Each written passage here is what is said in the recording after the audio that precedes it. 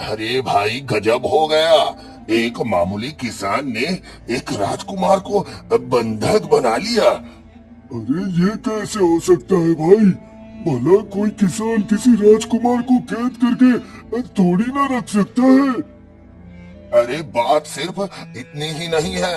मैंने तो सुना है कि राजा ने कुछ ऐसा किया जिसकी वजह से ये सब हुआ है।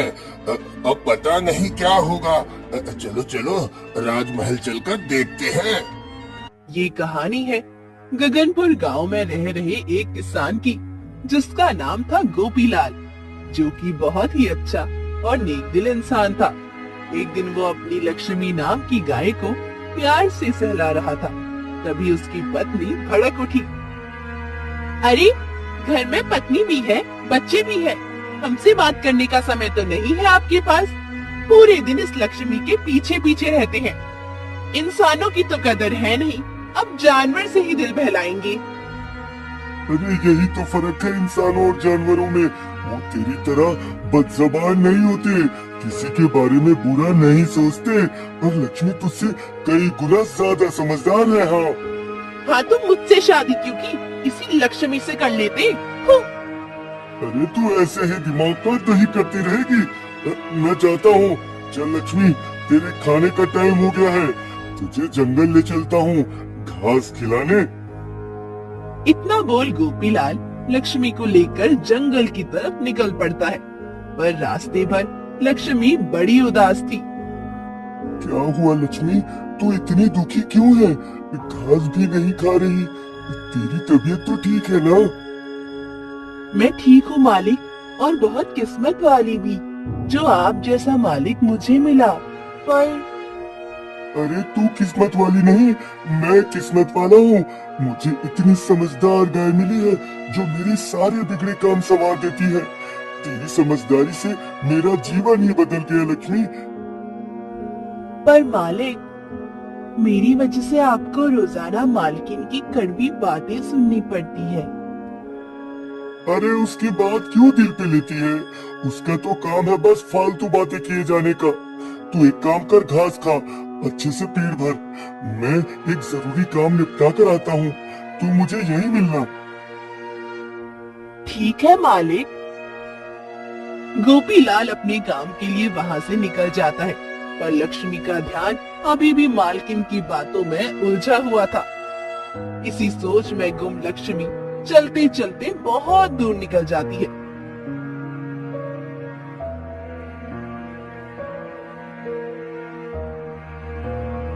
उधर गोपीलाल वापस लक्ष्मी को लेने जैसे ही वहाँ आया और लक्ष्मी को ना पाकर परेशान हो जाता है।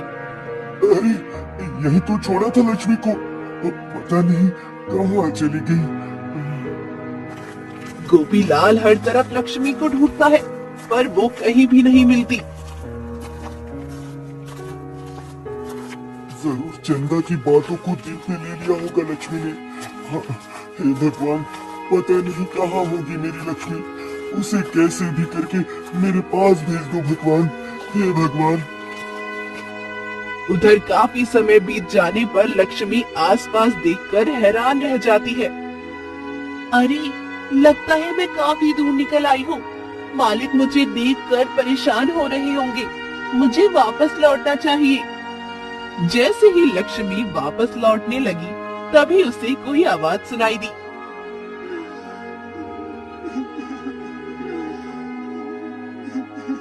ये आवाज, ये तो किसी की रोने की आवाज है। लगता है कोई मुसीबत में है, मुझे देखना होगा, क्या पता किसी को मेरी मदद की जरूरत हो। लक्ष्मी उस तरफ चलने लगी जहाँ से रोने की आवाज आ रही थी। तभी उसे एक घायल हिरन नजर आया। लक्ष्मी दौड़ के उसके पास जाती है। अरे तुमको तो बाण लगा है, बहुत खून भी बह रहा है। अगर इसे समय पर निकाला नहीं गया तो तुम मर जाओगी। हाँ, मेरी मदद करो, मैं जीना चाहती हूँ, मेरी मदद करो। पर तुमको ये बाण लगा कैसे? अभी इस सब का समय नहीं है, तुम्हें मेरी मदद करनी होगी। हाँ तुम रुको, मैं इसे निकालने की कोशिश करती हूँ। नहीं, ये तुमसे नहीं होगा। तुम एक गाय हो, तुम ये बाढ़ नहीं निकाल पाओगी। इसके लिए तुम्हें किसी इंसान की जरूरत पड़ेगी। मेरी मदद करो और किसी इंसान को ले आओ, वही मेरा जीवन बचा सकता है। ठीक है, तुम चिंता मत करो, मैं जल्दी ही किसी को लेकर आती हूँ। तुम चिंता मत करो, थोड़ा समय लग सकता है, पर तुम मेरा इंतजार करना। इतना बोल लक्ष्मी किसी को ढूंढने निकल पड़ती है। गोपीलाल परेशान सा घर पहुंच जाता है तो उसकी पत्नी देखते ही टोक देती है, आज ही ऊपर 12 क्यों बजे है जी? अरे तू तो बोल ही मत मेरे सामने आज। तू तो चाहती थी ना कि मेरी लक्ष्मी ये घर छोड़ दे, वैसा ही हुआ। वो घर छोड़कर चली गई, मुझे अकेला छोड़कर। अब उसके बिना मेरा क्या होगा? अरे आप तो ऐसे कर रहे हैं जैसे परिवार का सदस्य छोड़ के चला गया हो। एक गाय ही तो है।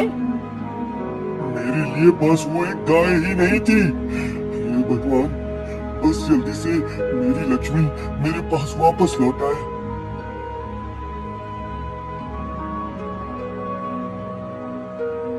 उधर दूर दूर तक भी लक्ष्मी को कोई इंसान नजर नहीं आया। अब क्या करूं मैं? हिरणी का जीवन संकट में है।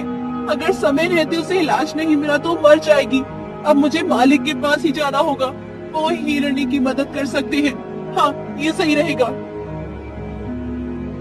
ये सोच लक्ष्मी गोपीलाल के घर की तरफ चल पड़ती है। जैसे ही उसने गोपीलाल के घर में कदम रखा, उसे देखते ही गोपीलाल खुशी से उछल पड़ा। अरे लक्ष्मी, तू वापस आ गई। तू ठीक है ना? मैं ठीक हूँ मालिक, पर आपको मेरे साथ चलना होगा। जंगल में एक हिरणी को बाढ़ लगा है। अगर वो बाढ़ निकाला नहीं गया तो हिरणी मर जाएगी। हाँ हाँ ठीक है, मैं चलता हूँ। मैं उसकी मदद जरूर करूँगा। चलो मेरे साथ।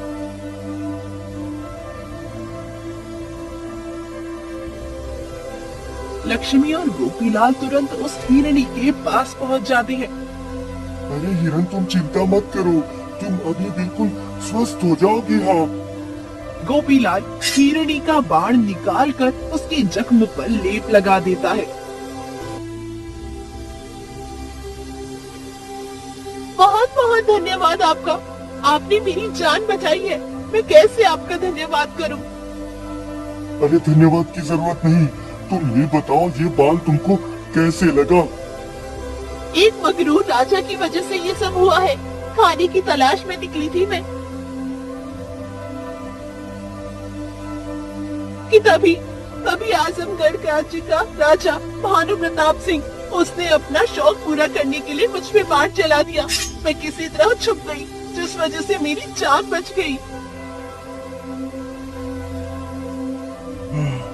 ये तुम्हारे साथ बहुत गलत हुआ। तुम मेरे साथ मेरे घर चलो, तुम्हें आराम की जरूरत है।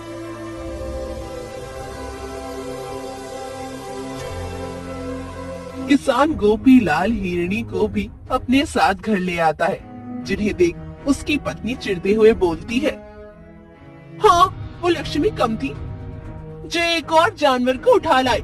लगता है मेरा घर घर नहीं रहा, जंगल बन चुका है जंगल। खैर बोल के भी क्या फायदा है, मेरी कौन सुनता है। इतना बोल वो अपने काम में लग जाती है। रिनी, तुम जब तक चाहो यहाँ आराम कर सकती हो।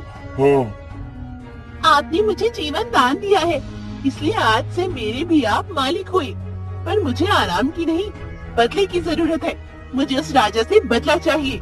मैं उसे माफ नहीं करूंगी, क्योंकि अगर मैंने उसे ऐसे ही जाने दिया तो वो आगे भी मासूम जानवरों की जान ऐसे ही लेता रहेगा। पर तुम एक मामूली हिरन और मैं एक मामूली किसान, एक ताकतवर राजा से कैसे बदला ले सकता है? वो मैं नहीं जानती कैसे, पर कैसे भी करके मुझे उससे बदला लेना ही है। लक्ष्मी जो इतनी देर से चुपचाप सुन रही थी, जैसे ही उसके दिमाग में कुछ आया तो उसने कहा, मेरे पास एक तरकीब है राजा से बदला लेने की। कहो ना, क्या तरकीब है? अगर हम सामने से जाएंगे तो राजा हमें चुटकियों में मसल देगा, इसलिए हमें जो भी करना है सोच समझ कर करना होगा। सबसे पहले हमें राजा की कमजोरी का पता लगाना होगा। उसी कमजोरी से हम राजा को हरा सकते हैं। अरे वाह, एकदम सही कहा। इसलिए मैं कहता हूँ तुम बहुत खास हो लक्ष्मी। तुम्हारे पास अक्ल का खजाना है, खजाना।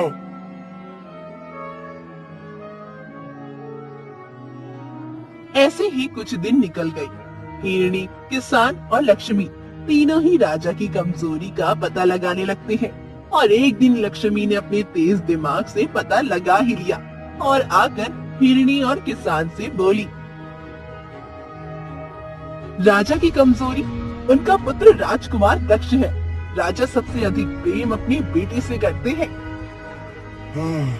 इसका मतलब हमें राजकुमार दक्ष को अपना निशाना बनाना होगा, तभी हम राजा से बदला ले पाएंगे।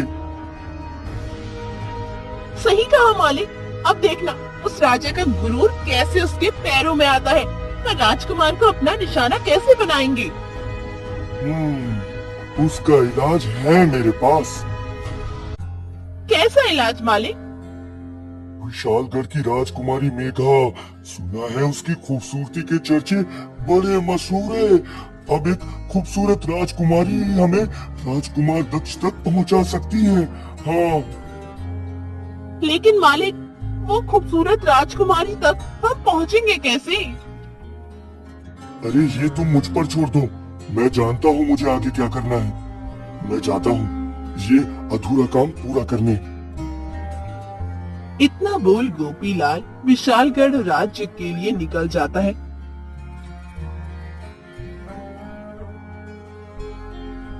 और जैसे ही महल के दरवाजे पर पहुंचता है तो सैनिक उसे रोक लेता है। अरे गरीब किसान, ऐसे कहाँ मुंह उठाए चला रहा है? मुझे महाराज विशाल गुप्त से मिलना है। मेरा उनसे मिलना बड़ा जरूरी है। हाँ, तू मिलेगा महाराज से। हुलिया देखा है अपना, किसी भिखारी से कम नहीं। चल भाग यहाँ से। सबसे पहली बात तो मैं कोई भिखारी नहीं हूँ, बल्कि एक मेहनती किसान हूँ जो अपनी मेहनत के दम पर खाता है। और दूसरा, मैं भानु प्रताप सिंह के खिलाफ आया हूँ। भानु प्रताप आपके महाराज के सबसे बड़े दुश्मन हैं और मुझे पूरा यकीन है कि वो मुझे मना नहीं करेंगे। ये सुनकर सैनिक का रंग फीका पड़ जाता है। अरे माफ कीजिएगा, मुझे पता नहीं था आप भानु प्रताप के खिलाफ खबर लाए हैं, वरना मैं आपको कभी नहीं रोकता। आपके हाथ पैर जोड़कर विनती है, जो बदतमीजी मैंने आपके साथ की वो महाराज को मत बताइएगा। हाँ हाँ हाँ, ठीक है, नहीं बताऊंगा। अब चलो।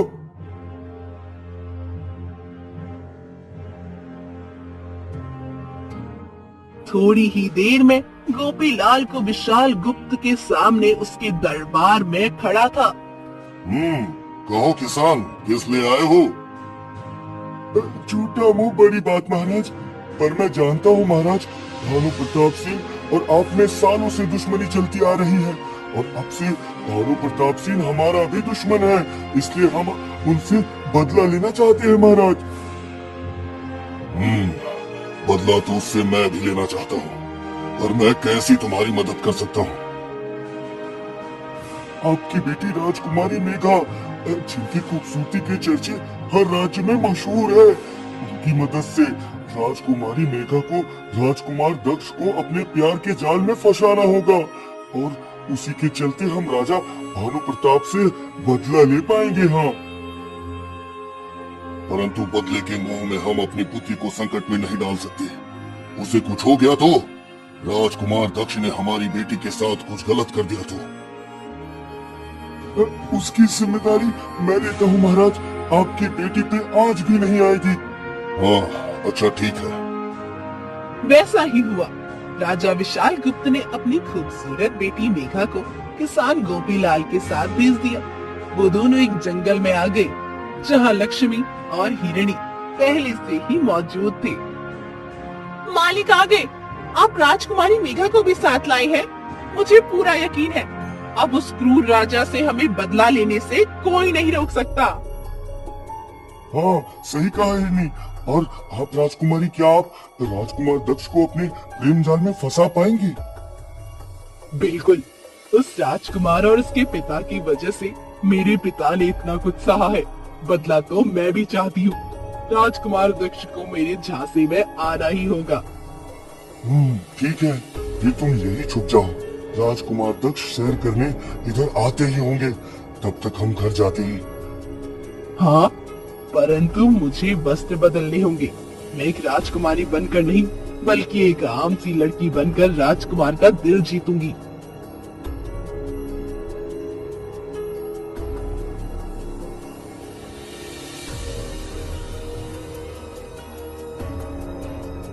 राजकुमारी मेघा ने साधारण से कपड़े पहन लिए, जिसमें वो और भी ज्यादा सुंदर लगने लगी। थोड़ी ही देर में घोड़े की आहट सुनाई दी। लगता है राजकुमार आ रहे हैं, हमें अपना काम शुरू करना चाहिए। बचाओ हमें, कोई है? राजकुमार दक्ष, जो अपने एक मित्र के साथ था। वही तो हमें लगता है कि कोई मुसीबत में है, हमें उसे बचाना होगा। चलिए राजकुमार, आवाज उस तरफ से आ रही है। दोनों आवाज की तरफ चलते हैं और राजकुमार मेघा तक पहुंच जाते हैं। राजकुमार झट से घोड़े से उतरकर मेघा के पास पहुंच जाते हैं। क्या हुआ, आप ठीक हैं? और ऐसे रो क्यों रही है? हमारे पैर में चोट लग गई है, शायद पैर में कुछ चुभ गया है।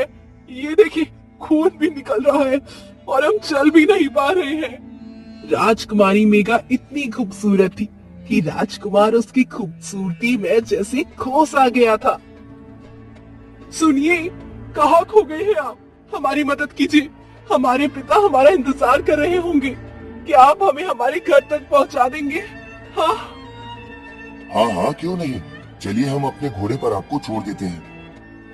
आपका धन्यवाद। राजकुमार मेघा को अपने घोड़े पर बिठाकर गोपीलाल के घर की तरफ चलने लगता है। वैसे इस खूबसूरत हसीना का नाम क्या है? मेघा, मेघा नाम है हमारा। बहुत सुंदर, बिल्कुल आपकी तरह।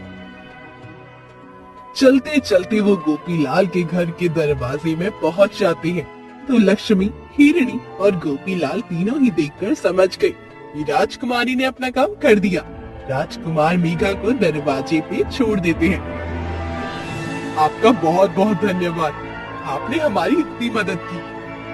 आपका भी धन्यवाद खूबसूरत हसीना, हमसे यूं टकराने के लिए। हम आपसे दोबारा मिलने जल्द ही आएंगे।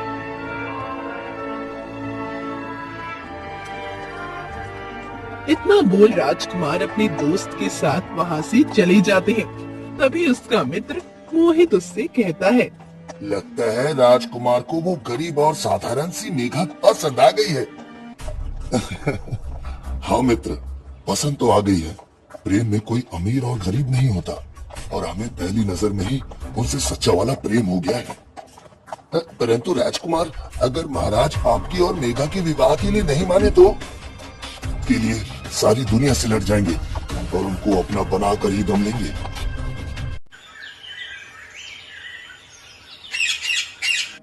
ऐसे ही कुछ दिन बीत गए। राजकुमार रोजाना मेघा से मिलने आता था। राजकुमार पूरी तरह से मेघा के प्रेम में डूब चुका था, और अब वो दिन भी आ गया था जब हिरणी, लक्ष्मी, गोपीलाल और मेघा ने राजकुमार को बंधक बनाने का सोचा। जैसे ही राजकुमार मेघा से मिलने आया, उन्होंने राजकुमार को एक सख्त कमरे में बंद कर दिया और राजकुमार के पिता भानु प्रताप को एक पैगाम भिजवाया। महाराज, बुरी खबर है। आज सुबह से राजकुमार दक्ष गायब है, और साथ में किसी का पैगाम आया है। इसमें लिखा है कि किसी किसान ने राजकुमार को बंधक बना लिया है। क्या हमारे बेटे को बंधक बनाने की जरूरत किसने की? हम उससे मिलना चाहते हैं। आखिर वो हमसे क्या चाहता है? ये नहीं पता, पर वो आपसे मिलना चाहते हैं। मिलने की जगह भी इसमें लिखी हुई है। हमें तुरंत निकलना होगा महाराज। ठीक है, चलो तुरंत।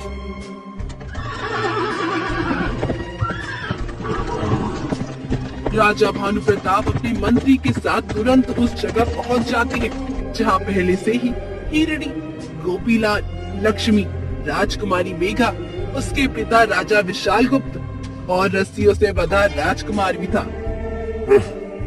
ये क्या हालत बनाई हुई है मेरे बेटे दक्ष की? इसको क्यों बांधा हुआ है? इसे खोल दो, इसे जाने दो। जब मुझे बाण मारा था मैं भी रोई थी, चिल्लाई थी, तब तुमको तरस आया था। क्रूर राजा, जब तुमको मुझ पर दया नहीं आई तो मैं क्या तुम पर और तुम्हारे बेटे पे दया करूं? हिरनी एकदम सही कह रही है। अगर आप राजा हैं तो क्या आपको एक बेजुबान को मारने की इजाजत है? मासूम जानवरों को मारकर कैसी खुशी मिलती है आपको? इंसाफ तो चाहिए मुझे। हाँ, तुमने हमेशा मुझे दुख पहुंचाया है। कहने को तो तुम मेरे मित्र थे भानु प्रताप, पर दौलत के नशे में मुझे नीचा दिखाने में कोई कसर नहीं छोड़ी तुमने। इसलिए बदला तो मैं चाहता हूँ।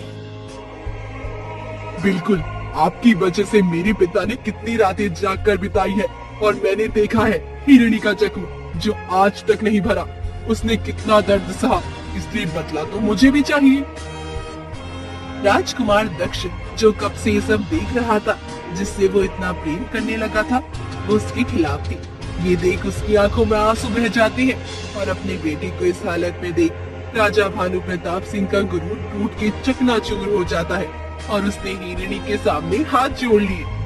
हे हिरणी, मुझे माफ कर दो। शिकार के शौक में कब मैंने जानवरों को जानदार समझना भूल हो गया। मुझे पता नहीं चला। आज एक जानवर ने ऐसी मेरी आंखें खोल दी। अपने बेटे को इस हालत में देखकर मैं टूट गया हूँ। मुझे माफ कर दो हिरणी। कैसे माफ कर दूं? मैं कैसे भरोसा करूं कि आज के बाद तुम किसी जानवर से नहीं खेलोगे, उन्हें फिर से नहीं मारोगे? मैं अपने बेटे को इस हालत में देखकर समझ गया हूँ कि मैं कितना गलत था। मैं वादा करता हूँ फिर कभी ऐसा नहीं करूँगा। मुझे माफ कर दो और मेरे बेटे को छोड़ दो। ठीक है, माफ किया, क्योंकि तुम्हारी आंखों में मुझे सच्चाई दिख रही है।